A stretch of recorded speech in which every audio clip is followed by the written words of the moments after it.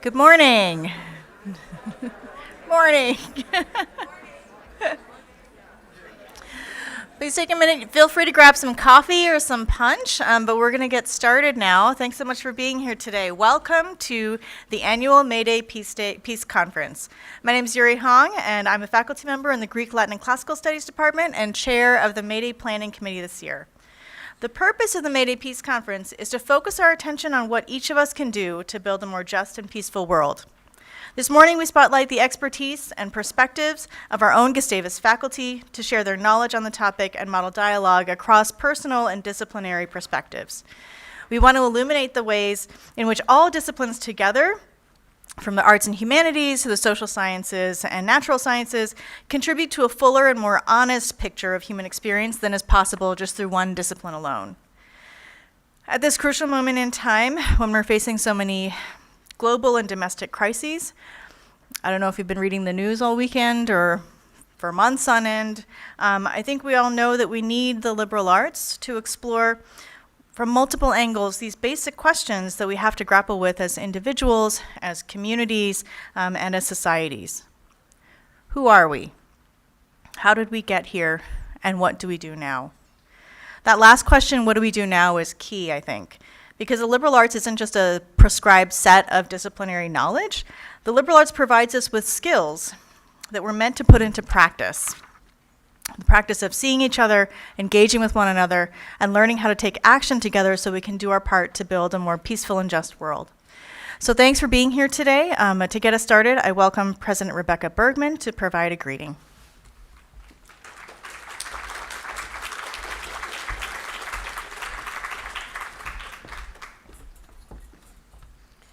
Good morning, everyone, and thank you very much for being here this morning for this conference. And what a joy it is to have our faculty think about this topic of conflict. I commented a few minutes ago that we choose these topics for major events at the college a long time in advance. And who would have guessed that education itself, higher education, would be in the news these last weeks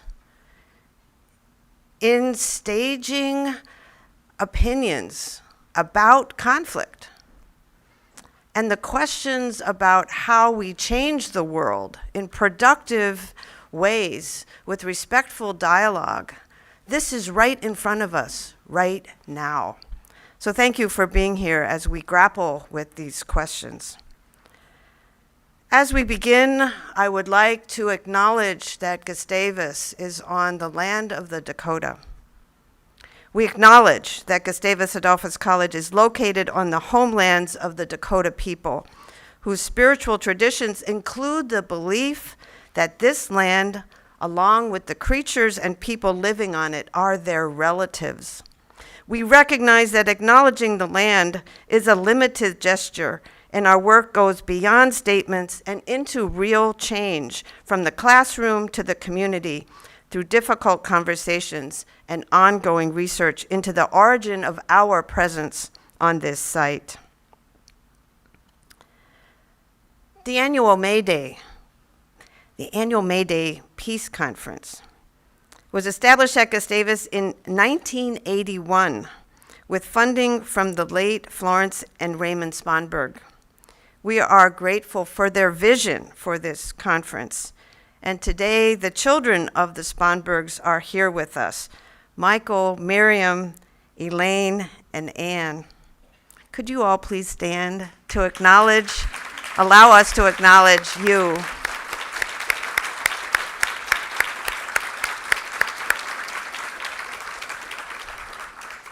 Thank you for your continued support of the MAYDAY Peace Conference. Today, we also honor the 50th anniversary of the Peace, Justice, and Conflict Studies program here at Gustavus. The college has one of the oldest peace studies programs in the nation, and I commend our faculty for their ongoing work in helping to educate and inspire our entire campus community, including our students and alumni, from this program for the ways that they learn about and then work to build a more peaceful world. I'm so pleased that all of you are with us today and hope that we are all inspired to act at the end of this conference. Thank you. And back to Yuri. Here we go.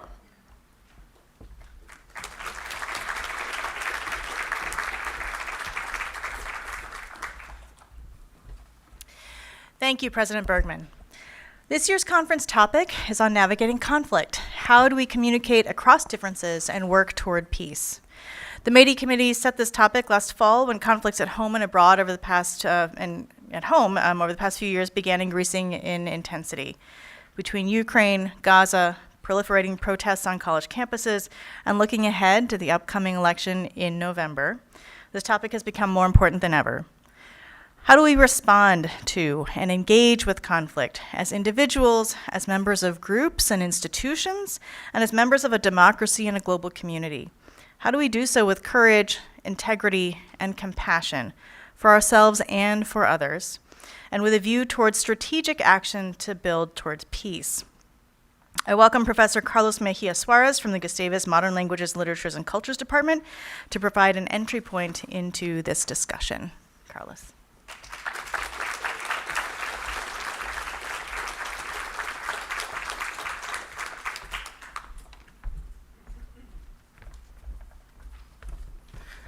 Thank you, Yuri, and thank you to the MAYDAY conference for thinking about me to talk about this, to give these opening remarks. And I'm gonna be, for the sake of time, I'm gonna be cutting down a little bit and tearing pages so that I don't get entangled. Let me start with talking a little bit about my research. My scholarship revolves around cultural production in Colombia and Latin America, and how conflict and peace agreements are represented in literary production. But maybe I was asked to deliver these initial remarks less because of this, and more due to how familiar my colleagues and my students are with my approach to facing conflict in classroom and committee meetings. I'm of course kidding to a certain degree, but I mention this because when we talk about coming to agreements or negotiating what we're our stakes in conflict, is not just about war, it's about all of the range of our experience. And this may be in a class, maybe in a committee, maybe during institutional transformation. And it is also about recognizing that there is no society without such moments, and that conflict is a fundamental part of engaging with our world, with others, and even with our resources, things that we use for one reason or another. And I dare say even violence does play a role in society. Let me now tell you a brief story about the trauma associated with violence, silence, dialogue, and memory. Back in the 1950s, my father's family lived in a small town in Colombia, Socorro, mostly aligned with liberals. At the time, polarization had turned into widespread violence in the countryside. Liberals targeted conservatives, conservatives liberals. You see, my grandfather had to go from the house in the town to a plot of land that he owned in the outskirts. Fearing violence, he stopped taking care of the land. His oldest son was 15, old enough to care for the duties of the land, but still a kid. So the thought was they wouldn't harm someone so young. Saturday morning, he headed out, my uncles headed out to the farm, and he never came back. And the family was devastated. Variations of this story are told in families in Colombia about the 1950s, a period just known as La Violencia. My father has told me this a few times, but he breaks down. He can never tell the story beyond its key points. After La Violencia, there was an effort to collect stories and publish them in 2 volumes that focus on explaining that violence. But there never was a proper Truth and Reconciliation Commission. There was never a carefully devised dialogue. Rather, politicians closed ranks and took turns in power for the following 16 years, silencing other perspectives, fearing the return of radicalization. They called local violent actors, whom they had inflamed before, bandits, and others just hid their involvement in those groups and became mainstream national politicians. Historians have studied the period, journalists have done documentaries and retrospectives on it, and novelists and artists have given us an imaginary about those harsh times. And yet, dialogue was never fostered between victims and perpetrators. I wonder if something like that would have given closure to my father's family. I wonder if something like that would have meant that my father and several of my uncles wouldn't have named their kids after the dead brother, Carlos. I wonder if dialogue would have prevented my namesake to be painful and associated with a truth that is only told in silence. Me and my cousins, we hear the background of the story, and then trauma repeats the scene of pain and continues silencing truths and hindering a justice that could have resulted from dialogue. Nowadays, we have created different types of mechanisms for overcoming a period like la violencia. At an international level, we have come to certain agreements about the kinds of things that should happen. At some point, in the later half of the 20th century, the approach was coming up with forget and forgive type of approaches to it, right?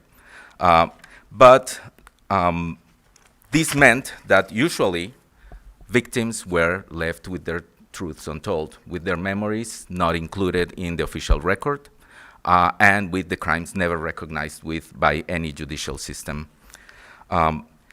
Based on experiences of countries like Argentina, Brazil, Chile, Colombia, the United Nations eventually in 2005 produced the current framework for peacemaking efforts, prompting societies to think beyond this false dichotomy, a false dichotomy that would tell you, in order to move forward in society, you need to forget about what was done and focus on the future. So in order to avoid this false dichotomy, the UN designated that, produced a framework for deciding that all victims of human rights violations have a right to truth, justice, and reparation with a guarantee of no repetition. Therefore, countries cannot just erase past crimes and human rights violations in order to build a supposedly peaceful new society. Countries have developed models for moving past violent conflict and widespread human rights violations. These are currently known as transitional justice measures. It's very frequent that these models include truth commissions and alternative or transitional justice tribunals. And in the end, in these procedures, we have relied on a very basic and sometimes undervalued tool, dialogue with each other. Coming to an agreement about the way in which we will conduct ourselves in dialogue. Our language is a key feature of that tool, and by language I don't mean just the set of prescriptive rules that govern our way of understanding each other, but rather the praxis of it within parameters that aim at building what we want the world to look like. Notice I use we because it is not about a given individual's vision. For building a future society based on principles of peace, justice, and equity, and justice, dialogue is set up in ways that align with those principles. These are procedures that frame dialogue depending on the conflict we attempt to solve, de-escalate, or avert. Maybe this is why truth commissions in cases of abject human rights violations and genocide center the dialogue around the guarantees we must provide to victims. For a future society to be based on principles, the voice of those victims must not only be heard, but must be integrated into social interactions, public events, and rituals. Furthermore, it would be ideal for those opportunities to incorporate victims' input in the way they are designed and set up. It is not just about putting victims, perpetrators, and social groups together. No, it is about providing the guardrails to guarantee that in those interactions, language doesn't end up being reappropriated for exacerbating violent conflict. Dialogue can be, thus, a useful tool to humanize victims and perpetrators by keeping their memories alive outside of obscure archives or publications, to discover and guarantee access to truth. Furthermore, it can guarantee forms of justice that encompass symbolic gestures, public apologies, reparations, and even proper punishments for extreme abuses. Now, if we can turn dialogue into a tool, albeit as imperfect as any other human tool is, a tool for peace in such extreme circumstances, Why not think that dialogue can also work to avert violence as conflicts start to exacerbate at all levels, from the most personal to the collective ones? At the bottom of a lot of the situations where truth commissions and transitional justice measures had to be invoked to overcome the damage of violence and injustice, there lied an issue of heightened difference in positions. Maybe if the liberals and conservatives in the 1940s in Colombia had not exacerbated those differences to fuel bloodshed, my name would not have been Carlos. If the political rhetoric had found common grounds in negotiating positions rather than incentivizing the view of defeating the other camp at all cost, a different type of conflict would have arisen. I don't want to pretend that dialogue and conversations are bulletproof, guarantee against violence escalation, and sometimes dialogue can also be used for escalating conflict. I would still argue that approaching others in a conflicting circumstance via an open dialogue offers opportunities to understand each other and come up with ways to improve said circumstance. This requires that as we all engage in dialogue, we do so with a sense of curiosity. This is all the more important as we start to see polarization take hold of social relations. This doesn't mean surrendering one's position to the other, but it does mean that you don't have to finish the dialogue having convinced someone or feeling completely offended or disheartened after noticing that there was no change in the person with whom you speak. Sometimes it might even mean just retreating and giving time to all parties involved in the dialogue to process in their own time the arguments presented by others. And sometimes it might mean not leaving the discussion until a form of actionable compromise between the parties is achieved. It is up to each of us to figure out by training ourselves to understand the context of each dialogue and language utterance when a given approach to dialogue is supposed to take hold. A nice start is provided in your programs on page 6, where you find 2 fundamental questions about how to approach a difficult conversation. How important is the issue for you? How important is the relationship in the dialogue to you? What are your stakes in the claims you make? Furthermore, page 7 in your programs provide you with some basic guidelines, and debatable ones as well, regarding the preparation one can do to engage in such conversations. I would argue that unmoderated comment discussions on social media might not be the best way to do this. There is too much written language without the support of a human body. There is no face, there is no breathing human in front of us as we interact. And I'm not just talking about bots. I'm talking also about how easy it may be to dehumanize others as we read them as foes, opposite to our views and positions, how empty the relationship in those can be. I already mentioned the need to put oneself thoroughly in the context of the dialogue, in the circumstance, in all of its messy human components. There is no way to investigate this in a 10-minute lecture here, but what I can point out is what I professionally and personally realized through research in humanities and literary studies, but also my own experiences. When facing others and diverging perspectives, the goal should not be only convincing, but rather on realizing that our notions of truth, reality, justice, and the common good are ideas that live inside our minds and are the result of the interactions we have with the world and with others. But more importantly, that those ideas are never fully accomplished. They are in a constant state of adapting. Dialoguing with others is not only about disseminating my truth, it is also about the part where someone presents to me something that doesn't fit with my ideas. Our notions of truth, reality, and the common good are internal, but truth itself, reality per se, and a common good that is actually common exist out there. Dialogue should not lead to violence if what I'm hearing from the other in front of me is a possibility for adjusting my notions. And the same applies to the other. It is not about me accepting everything the other presents, but about understanding the parts of the truth, of justice, of reality, of the common good that defy my understanding of them. My uncle's story lives in my head as a real event that I have filled with my imagination and with my investigation into how violence was exercised against people in Colombia in the 1950s.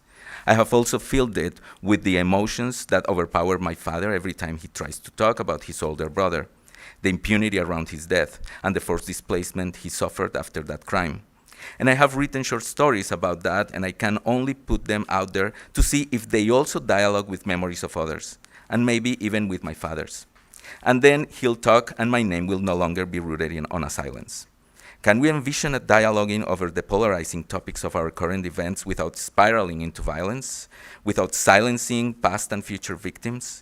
Maybe we can all talk, discover the world in one another, publicly repair the crimes committed against specifically targeted groups, and make the silence brought about by violence speak to us of a truth that exists in between all of us.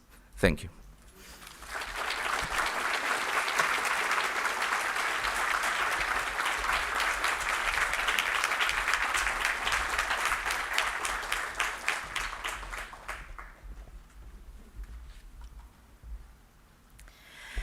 Thanks so much, Carlos, for those really powerful remarks and this introduction to this issue.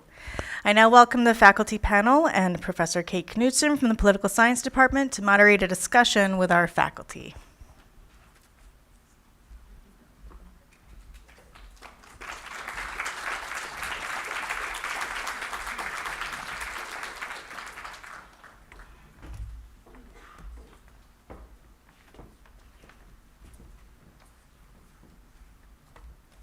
Good morning, everyone. We are excited to be here, and I am going to let each of our panelists introduce themselves. They've been asked to share just a few remarks about who they are and how they approach this topic, both from a professional perspective and also from a personal perspective.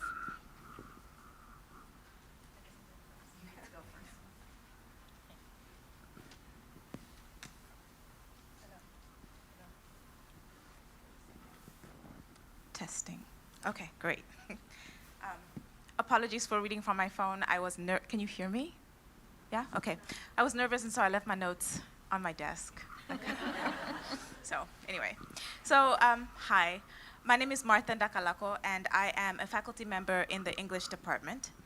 I think I was asked to participate on this panel because of my work in African feminisms and literature, specifically my recent research into the feminist movement that swept across Namibia in 2020 called hashtag Shut It All Down. Shut It All Down is currently considered the largest protest movement in independent Namibia. It began because of the murder of a young woman, Shannon Basserfall, and it was a youth-led protest. At the time, the protesters were between the ages of 18 to 25 years old, the majority being women and queer folk, although there were many men present too. In Namibia, this age demographic feels somewhat underrepresented, and they felt that the Namibian government was not doing enough to address the high rates of gender-based violence and femicide that is a large problem in Namibia. So I want to talk about, just briefly, about the activists' protest methods as a way to think about dealing with conflict. The protesters chose disruption and disrespectability as a way to get the government's attention. For example, the leaders of the protest didn't file a permit to protest, and when the police showed up to protect the protesters, to escort them or to facilitate or manage their movements, the protesters would go a different route, disrupting the flow of traffic, protesting in front of businesses to disrupt the day-to-day, and those kinds of things. Their argument is that we need to shut down the day-to-day of business and government so that we can address this concern of gender-based violence. They were also rude to government officials, like yelling at them, those kinds of things. And these government officials were significantly older. And their reasons for this was that respectability politics hadn't worked. Being respectful to their elders, and particularly, especially women, only has them seen as good girls or good youth and makes them easy to dismiss. They twerked, and this was a lot of young women, although men twerked too, signaling the ownership of their sexuality and their bodies, which is foundation to like the justifications of gender-based violence, like women don't have full ownership of their bodies or sexuality, and also like countering tradition. And most importantly, they use social media, which got them global attention in 2020 with all the protests that were happening at the time as well. So the government couldn't dismiss these protests, and they had to engage with them. The problem, though, was that even though the government officials were forced to the table, they didn't respect them because of their protest methods and because they were young, and also because they didn't really know what actions others were taking to address gender-based violence, including the government. And so they had to bring in a mediator. But I'm going to stop there because I feel like I'm over time. Carlos got to speak already. All right, Rachel. Okay. Good morning. It is the morning still. My name is Rachel Flynn. I'm an instructor and the digital liberal arts librarian here on campus. And as a librarian, I'm looking at this topic through the lens of information literacy. The definition we use in the library for information literacy is understanding how information in its many forms is produced and circulated, how to interrogate it critically, and how to enter into conversation with other people's ideas ethically when creating and consuming information. I'm going to read that again because it's a lot.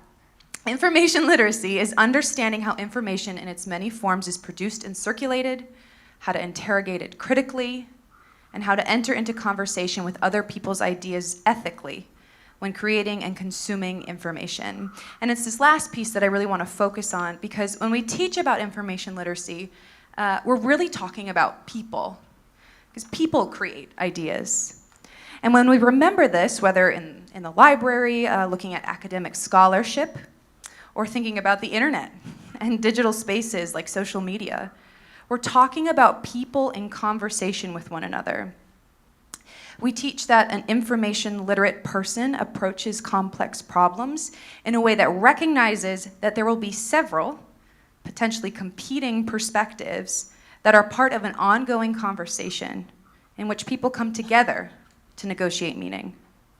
It's this negotiation, this nuance, that helps us understand that there often isn't one discrete, uncontested answer to every question or issue. So our role then, and what we teach students in the library to do when conducting research, is to be curious and to ask questions, recognizing that the act of inquiry often includes points of disagreement, where debate, dialogue, as Carlos said, and even conflict work to deepen the conversations around that knowledge. This applies to our daily and civic lives as well. When we enter into conversation with one another, be it face-to-face, in our favorite online comments, or in response to current events where we might have diverging ideas, it's more important and more productive to ask questions than to have all the answers. Information literacy tells us when we give ourselves permission to not know and to work to find out, we're more adept at navigating the complex and conflicting information landscape. Hi, everyone. My name is Joaquin Villanueva. I'm in the Department of Environment, Geography, and Earth Sciences. I'm a human geographer there. And so from my perspective and from a geographer's perspective, like our fundamental question is, we're interested in space and the relation between humans and space and place. And so one fundamental question we ask is that where do conflicts take place, right? And so we're really interested in understanding where conflicts take place, but we don't stop there. We also ask why do they take place there, right? So why Gaza? Why Ukraine, right? So those are fundamental questions that we geographers are constantly asking. And in trying to find that answer, we also need to ask the question of like, where does peace come from? Where are the spaces of dialogue, to borrow from Carlos' talk? You know, like dialogue is important, but we also need to have those spaces of dialogue, of reconciliation, of collaboration. And so for me, it's important to think about where do those spaces exist? And if they don't, how do we create those spaces, right? So from my perspective, understanding, for instance, what is happening on college campuses, right, is the fact that we have a dominant conversation about this particular conflict, and many folks see that there are no spaces for them to engage in that dialogue. So sometimes we have to create those spaces somehow, either by occupying that space or engage or going to a protest, right? These are occasions where people are trying to say something, right? People are trying to engage in a conversation. Whether we agree with it or not, that's a different matter, right? But we need those spaces, and what matters is that in a democracy like ours, as a geographer, we understand that the voting booth is not enough. Like we need to have those spaces, and like college, university, these are important spaces to engage in conflict, right? but also to find ways to dialogue, to engage in dialogue and conversations about those conflicts, right? And we need to foster those skills. We need to foster those opportunities because they won't go away, right? And so as a geographer, I really sort of, part of my, and the students maybe here in the audience are tired of hearing me say this, but like, I'm really interested in where do conflicts take place and why, and also where does peace takes place and why. I think that's the question that I would like everyone to reflect on. Thank you. Hi, my name is Marie Walker. I am a professor in psych science and I am a social psychologist. I think part of the reason I'm here, I teach a course for the Peace, Justice, and Conflict Studies major, Social Psychology, which is the study of human interactions in a nutshell. And you know, some aspects of my research and teaching that I think are particularly relevant to navigating conflict and communicating across difference, especially differences related to identity. You know, my research on political identity development in emerging adults is something where I examine where someone is in their identity process, what level of maturity or involvement that allows them to express their political attitudes and their voting behaviors. And another aspect that I think is really relevant related to politics is how we create meaning from what we experience in a federal election. You know, what are the master narratives that we are engaged in? What metaphors do we use? What sort of linguistic devices? Relevant courses that I teach related to this issue of negotiation and conflict are social psychology, of course, and also psychology of prejudice and discrimination, and a course on self and identity, all of which I think play into trying to create contact that works with individuals. You know, way back when I was in grad school, I took a course on prejudice and discrimination, and I remember with a very, you know, excellent researcher and teacher, and I remember thinking, you know, a light bulb went off, and I went, social psychologists can really help with getting people to create awareness around social issues, leading people to reduce bias, and having tools to engage in that. You know, one thing that I want to point out that social psychologists will use to try and engage in peacemaking strategies is to create contact. And that's one of the things that Carlos has spoken about here today, making sure people have interdependent goals, making sure that we interact as individuals, as humans, face to face, maybe recategorizing ourselves when we create contact. So instead of, you know, us and they, we become we. And lastly, I think really relating to what he talked about with regards to dialogue is contact that can lead to empathy, creating compassion, perspective taking, and perhaps mindfulness, and thinking about things like bearing witness to loss and violence, and giving voices to experience in marginalized communities, and also respecting rituals and ceremonies and memorials that become important to creating empathy and allowing people voice. All right, so what a panel here. We have everything ranging from international conflict to interpersonal conflict, from violence to simple disagreement, and everything in between. So, ground rules here for our conversation. I'll ask a question and you don't all have to answer it. You don't have to move in a line. If you want to sit out on a question, feel free. But if you have something to say, just let me know so I don't move on.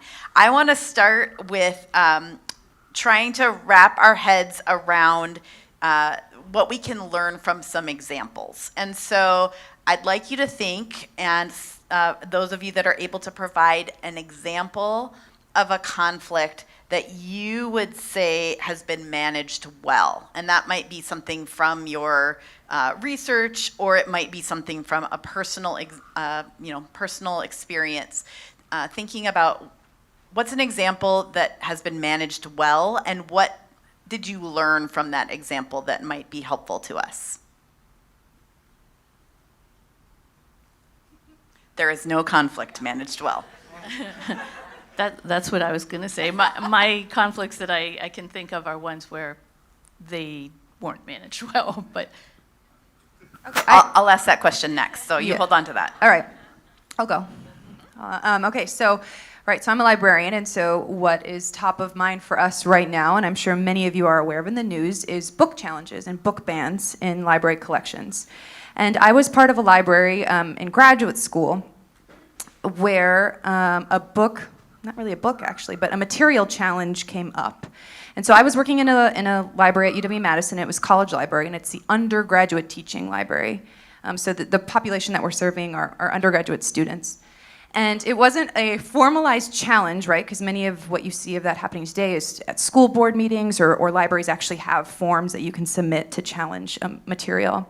But it was a tweet by a student, and they sent a picture in to the library of a game called Puerto Rico.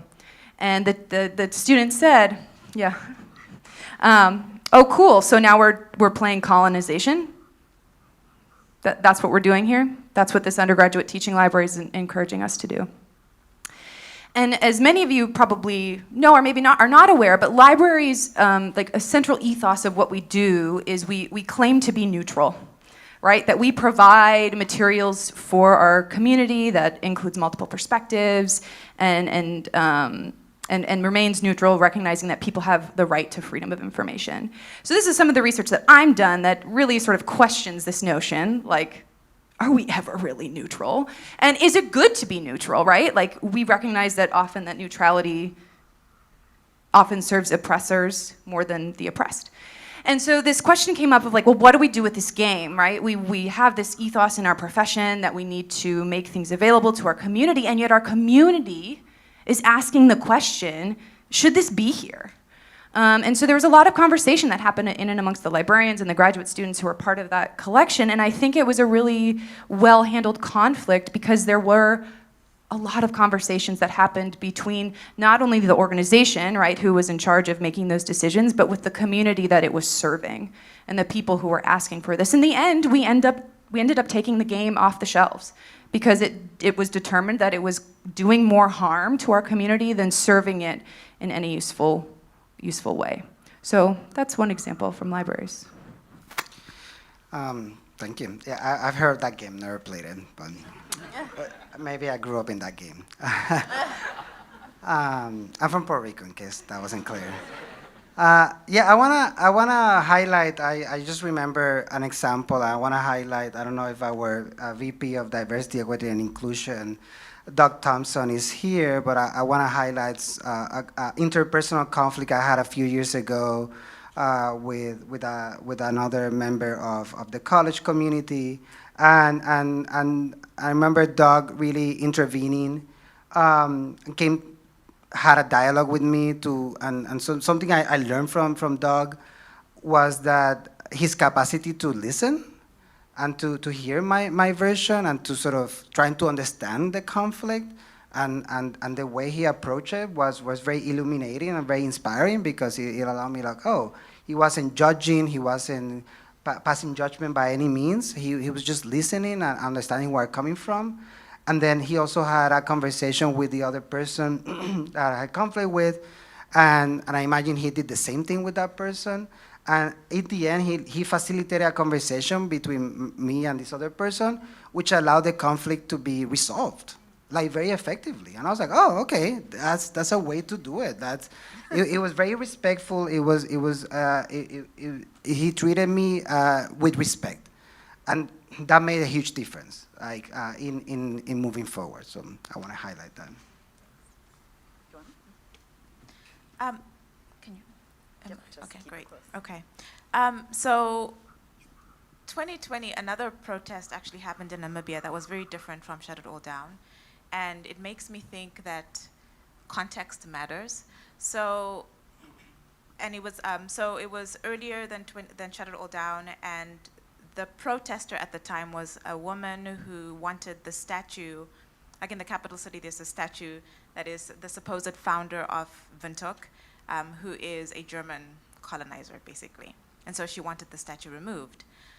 The complicated thing about that was there were German descendants of this particular person who were white, and then there were also African descendants. So he had both German and African great-grandchildren who felt very strongly about the statue. And so what this Hildegard Titus, that's an activist, what she did was, her protests were very, very respectful. She started with, getting a permit. There were peaceful protests. And then she started engaging in dialogue with the family, with both members, both sides of the family. And it didn't get resolved in the sense that, they all wholeheartedly wanted the statue down. The statue was removed. It felt like at the conclusion of this, it was like for the greater good of Windhoek and Namibians in general.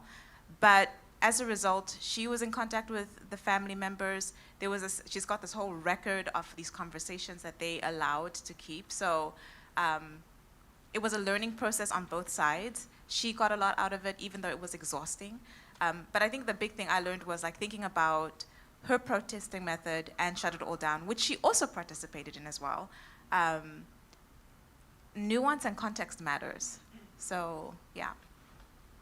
So I want to push into this a little bit because all three of these examples of positive resolution to conflict involve dialogue, which we heard a lot about from Carlos.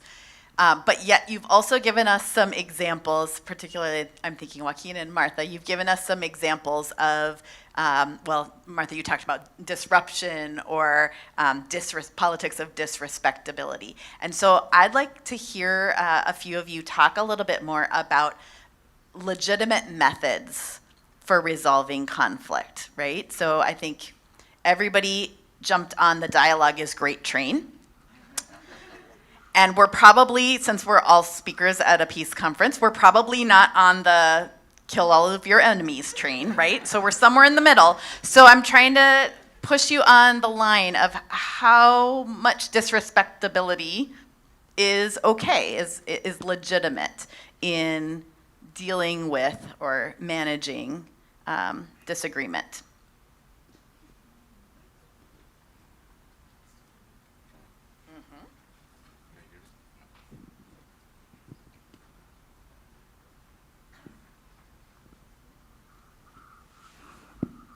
Okay. I'm thinking about what I was saying a little bit in my text is related to noticing the context. There are certain contexts in which, and when Joaquin was talking about when you're lacking a space or when the spaces provided are tainted in some way by some kind of institution that has lost legitimacy, then these strategies start to become much more of a go-to. And I'm thinking about recently, like in 2021, I believe there was a widespread protest in Colombia, and there were parts of it that involved, for example, taking over a specific part of a city, and without checking, without going for permits, taking over that space, removing statues without doing any checking.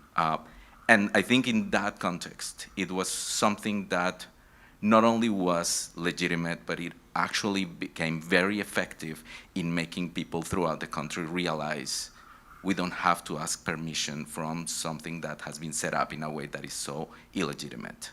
Right? So I think, and this is one of the aspects that is very important about institutions, is that you need to maintain, if you want to use peaceful methods, if you want to make sure that there is a peaceful negotiation towards peace or towards resolving conflict, you have to make sure that your institutions are kept in a way that is not tainted. Then you start to go in the other direction, and it's not necessarily that I would say that I would condone, but in some instances, it is understandable why groups decide to do something against, for example, a written law, right? I would also say there there are aspects of the interactions that went positively, things like respect for all individuals involved, and that willingness to listen, and being able to take the perspective of the other individuals. I also think that it really helps to have policies in place that allow negotiation and are foresee conflict. So I think we have to be prepared for it. It's something that's going to happen in our lives, in our personal lives, and it's going to happen in organizations. So I think organizations have they should be ready for conflict and have ways that people have access to policies and they understand them and the policies are visible that would help with these sorts of issues. This reminded me, I think Martin Luther King has a distinction that he makes between that there are just laws and there are unjust laws. And that the fact that something is legal doesn't mean that it's right for everyone, right? And so there's a moment where society and or the group that falls victim by the social order has to come to terms with the fact that maybe the way the laws are written, maybe the way society is organized is not working for them. It's actually causing more harm to that community, right? And so sometimes we have to break the law in order to reach that peaceful agreement, in order to actually engage in dialogue, right? And so usually it's when groups actually take over, occupy space, or break certain rules of an organization, institution, that is when finally their voices are heard. That's when the media or something goes to them and asks them how, it's like, finally someone's talking to me, someone's listening to me, right? So I think conflict, we associate conflict with peaceful conflict with like following the rule, and that's not always the case. I think sometimes nuance and context does matter. I think we need to be mindful that sometimes we need to break the rules and the laws in order to be heard, right? And so I think that we should have an openness to before passing judgment to a cause, asking ourselves, why are they protesting? Why are they willing to put their bodies and risk their lives to make themselves heard? Maybe there's something that they want to tell us, right? And so we need to afford that possibility every time, right? Okay, I'm going to pick at this just a little bit more. So oftentimes in interpersonal conflict, we would say, like, I love the example that you gave, Joaquin, of with Doug. You know, he listened to you, you felt heard, you felt respected. And in interpersonal conflict, also, it often doesn't resolve in necessarily the way we wanted, right? But there's something about being heard that becomes important. Now going back out, zooming back out to maybe more of a national conflict or an issue-based conflict, and the traditional system, you feel like you're not being heard there. I'm just curious about where we draw the line to move away from the respect that was so important in the interpersonal system to get to the place where we can say, no, I'm not going to respect those laws because those laws are unjust. Do you see the parallel there? So I'm just curious about how you make the leap, right? So how do you make the leap in both your interpersonal experience where you say, wow, that person is not doing what I want them to do. I haven't persuaded them or convinced them, but I feel heard, and so I am content with not getting my way in this situation, right? I resolve conflict in that way. Versus, for example, a national conflict where you say, I'm not being heard, so I have to go to this more extreme step. Oh, yeah. I go... one idea that comes to mind immediately is related to the urgency of the claim, your own involvement, the level of precarity and vulnerability that is associated with what you're trying to make a claim for. Because sometimes setting up dialogue, it probably takes for something that is at a national level, it probably requires like months and months of setting things up, right? And maybe for some situations, months is not something that you can afford, right? If, for example, you're dealing with getting bad water every day, right? That's an issue that kind of is pressuring you to go and be a little bit more pressing in expressing your urgency, maybe stepping over the boundaries that you're told that you're. So like life and death. Well, kind of matters. Yeah, and to a certain degree also quality of life also matters, right? Like I don't want to say that only if your life is at stake, but there are issues about quality of life that also mean like if you are put in a situation where you're pretty much just a walking grind to work and that's it, and you don't have anything else going on in your life, that's also kind of a big claim in terms of your own life. Maybe not so urgent, but I think there is kind of a range. So I keep saying I keep blurring the boundary. I keep saying yeah, there is that extreme, but you could also explore. Anybody else? Yeah, okay. I was just going to say that there's a point when nothing is working, and that is the point when I feel people feel compelled, I believe, to try something. And I think of Trevor Noah talked about Colin Kaepernick and his kneeling at NFL games during the national anthem. And it was interesting, Trevor Noah, he's very insightful, and he often says things in a funny way, but he said, protests aren't working in the streets. I talked to my legislators, that's not working. I talked to my boss, whatever, and he said, so really what is the best way to protest? And in this case, I think his point is it's peaceful and it's seen disrespectful by some on the other side, but that was the only way that he saw that a difference could be made. Yeah, and I think what we're all getting at here is that, so often in conflict, we would love for there to be a binary option for us to choose from, right?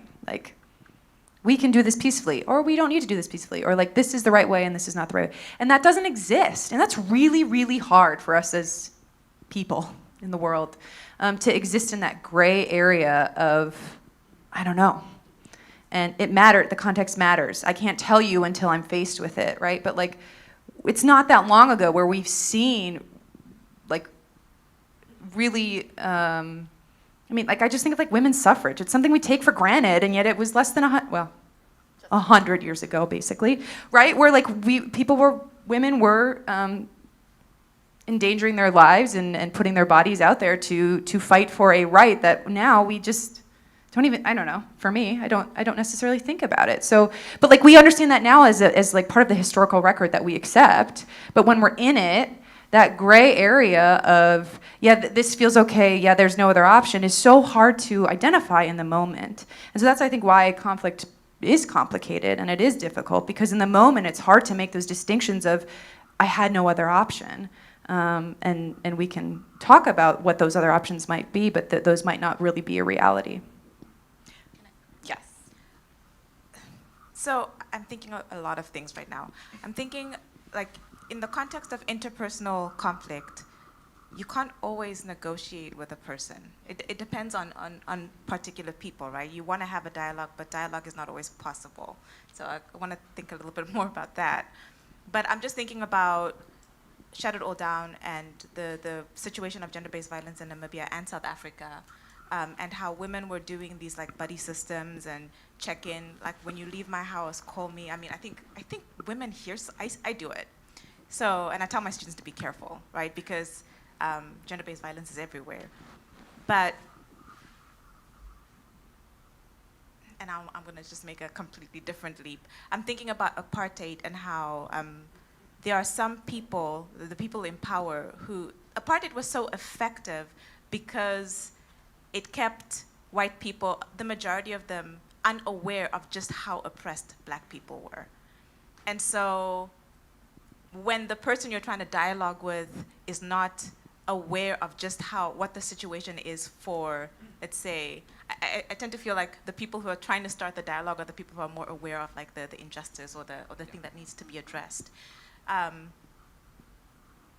Sometimes the people you're trying to dialogue with don't understand, and that's I guess that's the thing I'm trying to get at. Like, some people are more willing to come to the table and listen, but some people just are protecting the thing that is. And like I hear a lot of, like, in Minneapolis, people say things like, those black people are just making a big deal out of nothing, you know? And I think part of it comes from they just don't understand the context, right? People who are saying they don't understand the context. And then getting them to understand the context is complicated because they've got all these walls, right? And so when do you get to the point where you can get that person who has all these walls up, who has an investment in the system as is, or who just doesn't understand, to come to the table to, like, talk? Okay, so I'm going to shift us a little bit based on what you just said, because you're talking about who takes the initiative to start the dialogue, right? And that's, I think, a really interesting question. So one of the places that we see the dialogue happening is on social media.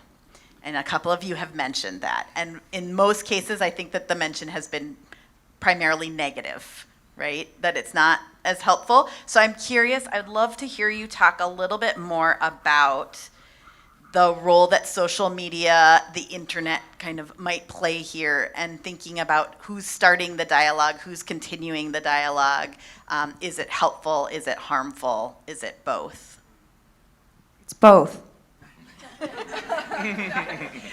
Right, so like social media is amazing because it has offered us connection to people in places that we might not otherwise have been connected to. It democratizes information in a really important way. It puts forward the lived experience as a worthwhile information source for us to consider.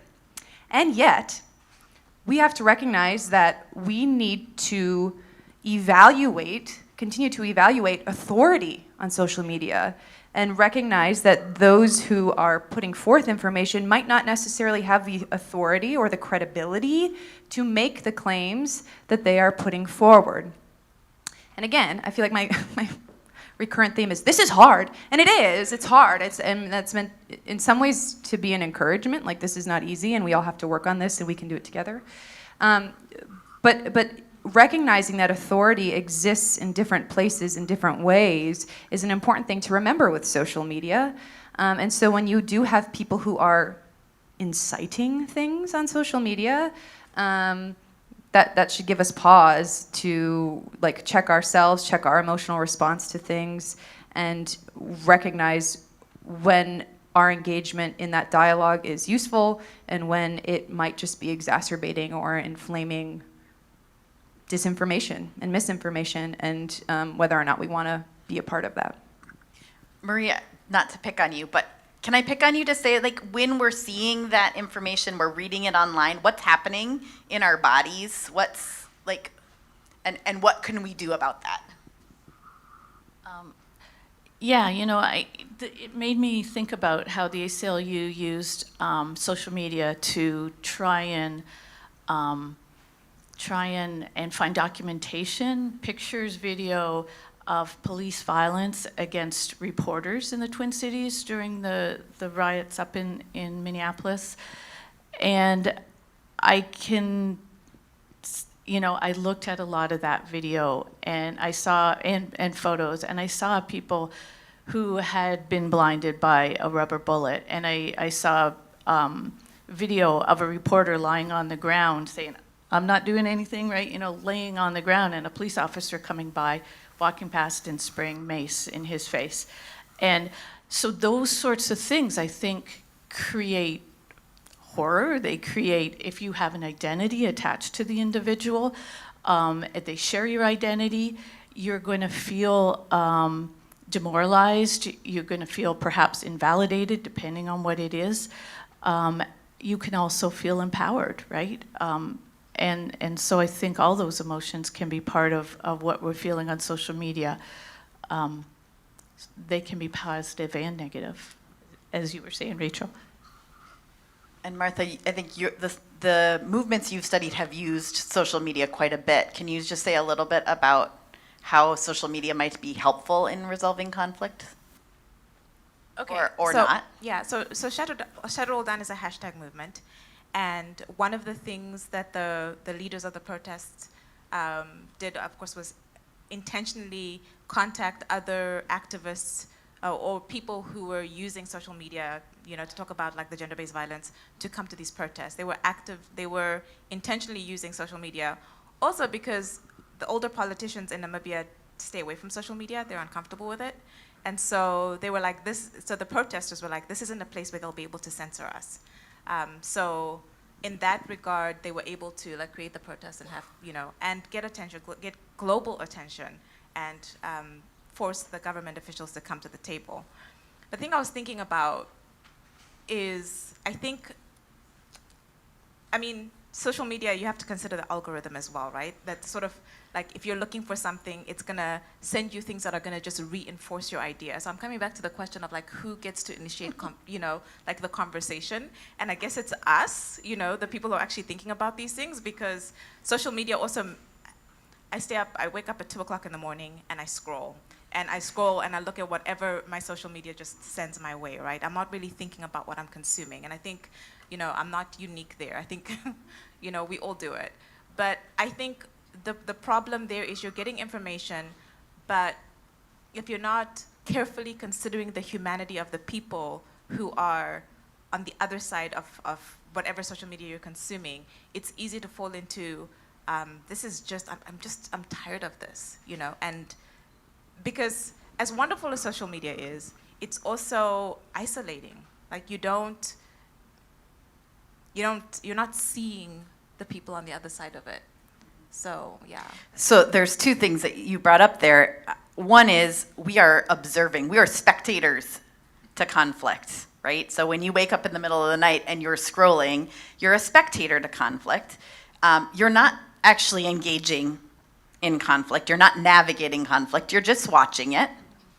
Maybe you're reposting. I don't know if that counts as navigating or negotiating with conflict. And exhaustion, conflict exhaustion. And I think those two probably go hand in hand, right? We feel exhausted because we're watching conflict a lot. As experts, do you have any suggestions, any advice for how we can navigate the exhaustion of conflict? I don't know. So don't expect an answer from me.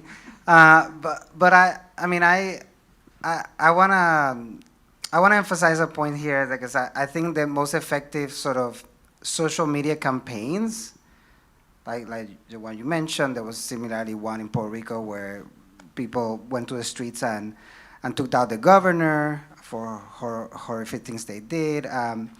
They don't stay in the virtual realm, right? It's a tool to gather people to actually go to a physical place and protest, and that is still very important, right? Like we can't replace the power of assembling like thousands of people in the same place and demanding with their voice to make themselves heard, right? And so I don't have the answer, but I wanna point out that sometimes we have to stay away from that virtual realm and actually get together in a physical space, whether that is the classroom, which is a call for you to come to class. Because these are important spaces, right? Come to listen to others. Be aware of their body language. Be in touch with other human beings and their conversation, because that does matter. That there's still something very important to that might alleviate some of that exhaustion that we receive from social media, right? So I think I want to point out that the importance of geography, of that physical place, still does matter. I'd like to add to that, because I think the physical place also reinforces the humanity of the other in a way that social media and scrolling endlessly doesn't. So, And if I can add to that too, I think talking about exhaustion, one thing that's really quite recent for all of us is like this concept of information overwhelm, right? And the amount that we're exposed to, and as Kate mentioned, the amount that we're exposed to that we're only able to be spectators of. Like, I can't do much in my living room at 2 a.m. about the conflict in Ukraine. And yet, those very visceral images that Marie was talking about that are coming out of these places of conflict make it feel very real, make it feel very close. And of course, they should incite a response, right? Like that we're humans and we should feel empathy towards our other humans. But there is this thing of information overwhelm when our access to that global information landscape just becomes too much. And I think that's where that exhaustion comes. So one answer that I think about, which might sound strange coming from the digital liberal arts librarian, is to put boundaries around your exposure to media. As much as you're able to, and recognizing that even doing that is a privilege. And so we have to like couple that with our real responsibility to be active, engaged citizens in our world that need to affect change when we can. But that like, it's okay, give yourself permission to stop the scroll. Or like, especially as election season comes up, I've actually deleted the New York Times app from my phone. But it's just like this thing that I've realized I have to do for my own well-being, right? We had Digital Well-Being Week this week on campus, I think, and that's a real thing that we have to consider and recognize that our ability to engage in conflict in a healthy way depends on us being healthy and on us being well, and that's really hard to do when the amount of information that you're being exposed to every day is so great. Last comment. Yeah, just to add, we cannot recognize the humanity in others if we don't recognize it in ourselves. Part of it is also my own quality of life matters. What harms me matters, and then I will understand also that others are like have a right to live in a way that allows them to live each day with some time for play, for some time to do something they enjoy, some time for responsibilities, for meeting others outside, for meeting others in rooms, etc. Right? It's recognizing all of these things, and being a spectator is also part of the conflict. Right? So we have to also recognize that you're feeding something that is also part of the conflict, which is it's the involvement of social media. And with that, we will wrap up our panel discussion right on time.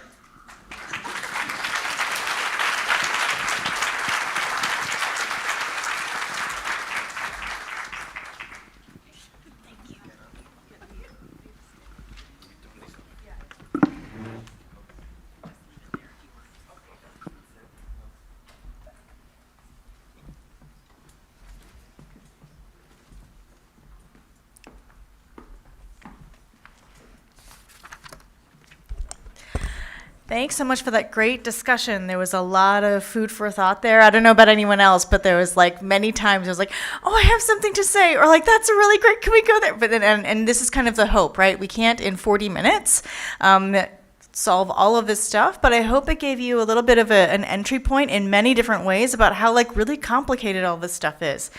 So thank you to our faculty panel for taking the time to share your expertise and engage in conversation on this important issue. And I want us to turn to think, for ourselves, the audience in this room, to think about how this all applies to you. Because a lot of navigating conflict is like preparing yourself mentally for what that would entail. Exactly what Carlos was talking about recognizing your own humanity, what you're capable of in any given moment, and that recognizing that other people are also in that same position. And so oftentimes for Mayday Peace Conference, we don't just want to think about things, we want to like act.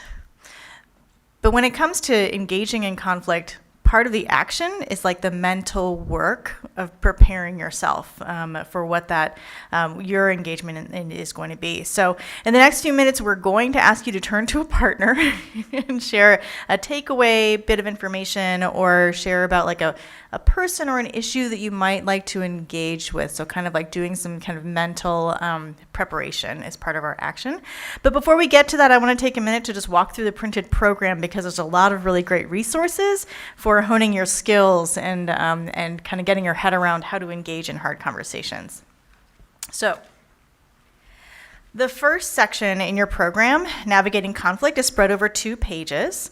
And I want to draw your attention to the what is conflict image, because that highlights the fact that conflict is a whole body experience. And people may have physical, emotional, and cognitive responses to a triggering event that feeds into their behavior of how they respond. So it's not just about ideas, it's about how your body is actually responding to the ideas, and that might get in the way of a person's ability to respond and engage in conflict, or it might help, but just to be aware of that aspect. On the next page, we have this diagram that maps out the ways that our feelings and behaviors are impacted by our perceptions of security or threat. So when we're feeling secure, we might be able to hear things that might be uncomfortable, but we're still able to think clearly and stay calm in the face of strong emotions. And so we can kind of bracket that off when we're feeling mostly secure. But when we cross over a sensitivity line, there's a line where it starts to become, you start to feel less safe.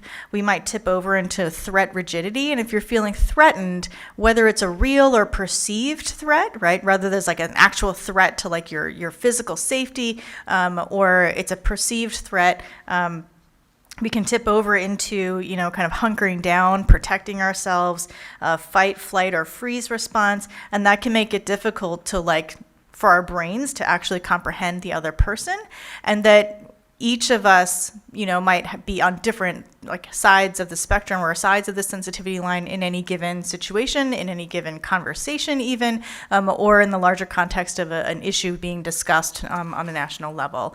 And so just to be aware of that aspect of, you're not just engaging in conflict because this is the kind of person you are when you engage in conflict. It really depends on an issue-to-issue specific, moment-to-moment, person-to-person. We're kind of all over the map there, and so just to be aware of that in terms of what our capacity is on any given thing. And then on the following page, different approaches to navigating conflict. There's a visual here that depicts possible levels of engaging with conflict, because ultimately, and Carlos did a nice preview in his talk about this, people decide on whether to collaborate or accommodate, compromise, avoid, or try and force an issue based on things like, how important is this issue to you? What's the nature of your relationship with this person? How important is it to maintain that relationship? Maybe it's a family member, maybe it's a boss, right? And you don't care about that person, but you have to maintain that relationship because you need a job. So these are all factors in terms of what your goals are and what the power dynamic is, and how do you, and we all, again, are all over the map in terms of deciding when to engage or disengage, or how carefully we need to navigate that. And not everyone is in a position to be able to freely decide, is an important thing to note. And then finally, the Building Your Skills page includes some tips for preparing yourself before engaging in a conflict, based on things that you can control. And maybe there's lots of things you can control, and maybe there's lots of things that you really can't. And so just kind of being strategic around that, and really kind of checking in with yourself, right? Because again, it's really how you choose to engage. That's going to be really preparing yourself mentally and emotionally, going into a thing rather than being surprised by it is kind of increasing your chances for hopefully success in resolving conflict, but being realistic about what your goals are. And so later on in that page, you can see some examples of helpful language to use when engaging in conversation. And kind of as Joaquin mentioned, right, the feeling of respect, giving it, listening, having the other person feel respected, that increases the chances. And so coming at these conversations with curiosity, compassion, and courage. I'm someone who, I know I'm fairly conflict avoidant. I want everyone to get along. I want everyone to be happy. And the times when I've had to, but then, there are times when you have to engage in it and have hard conversations, and coming at it with I'm curious about this, or I see this is important to you. Can you just tell me more about that? And then just the really having the other person feel like you're listening to them, even if you can't give them the thing that they want, feeling like they've been heard and that they've been taken seriously and that you care about them. If you're in a position, right, to be the one who is responsible for making decisions, that's really important. But also on the other end, if you are someone who is not in that position, but you're trying to understand who, like where people are coming from in terms of the hard decisions they're having to make. And, there's the greater chance they'll be open to you if they feel like you understand that they're in a hard position here to make these decisions. That can be really important. And to acknowledge for yourself that it is courageous to talk about. I think we underestimate how much courage is necessary for even just broaching a question or asking someone, so I know that you feel this because I see signs in your yard. Can we talk about, I'm curious what, right? I mean, it's really actually it's very hard to have some of these conversations that sound so small, right?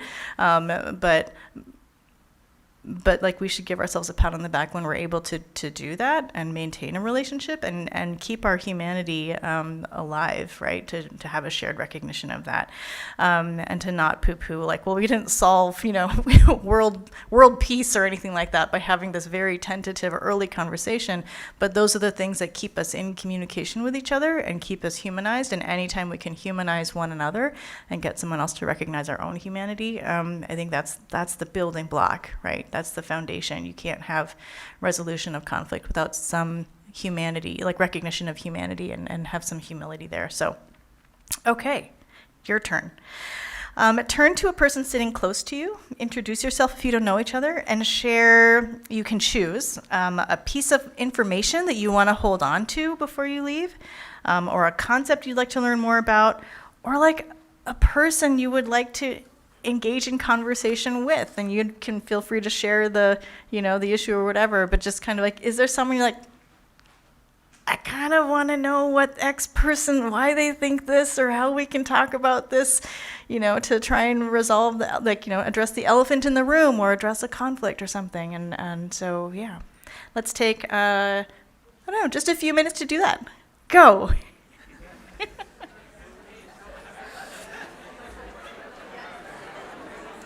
Stay, we're almost done.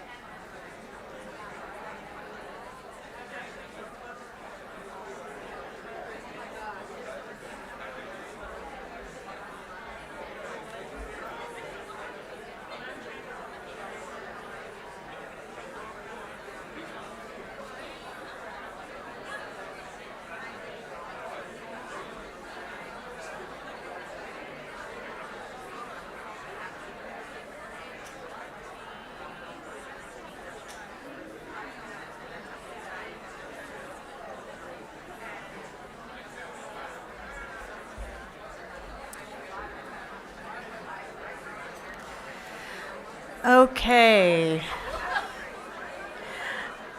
I hate to break up the conversations. All right. 10 seconds.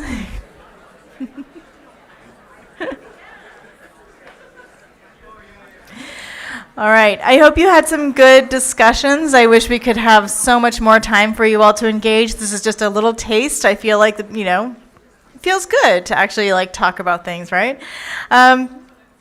I hope you've had some good discussions, as I said, and that you're in a place where you're thinking about how you might practice in engaging these conversations. And I want to emphasize this is just the tip of the iceberg. So learning about yourself and others in conflict, honing your skills, all of this is a lifelong process. There are a few additional resources in your program that can be found on the MAYDAY conference website.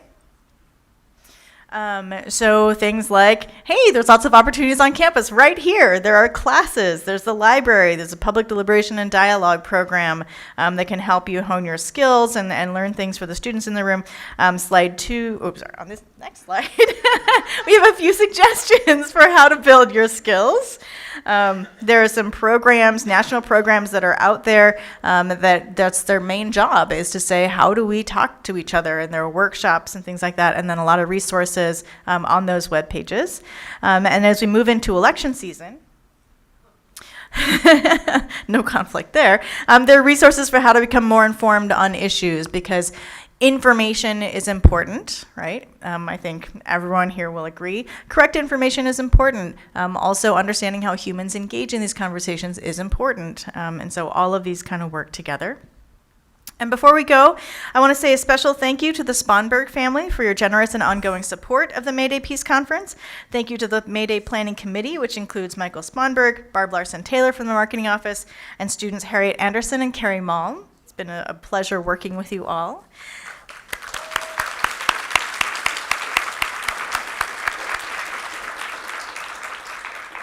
And sincere appreciation to Carlos Mejia Suarez for your keynote remarks, Kate Knudsen for your excellent moderation, Marie Walker, Joaquin Villanueva, Martha Ndakalaco, and Rachel Flynn for being on the panel. Kathy Lundine's important contributions to the printed program. And Hagar Adia and Pamela Connors for your helpful insights into the framing and planning of these events.